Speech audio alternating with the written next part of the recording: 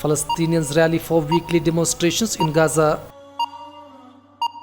Musri's death could be state-sanctioned killing, UN. Lebanon's Mufti calls for forming emergency government. Rockets hits near Iraqi base hosting US forces. US forces relocate its bases in Syria. Russian airstrikes kill 5 civilians in Syria's Idlib. Iran downs drone over port of southwestern city. Deadly 5.9 magnitude earthquake hits northern Iran. Muslims call to prayer blockaded in Holland. Malaysia turns to Africa after India rebuke on palm oil. Kashmiri's Public Safety Act denies basic human rights. Babri Mosque case, Indian top court rules in favor of Hindus.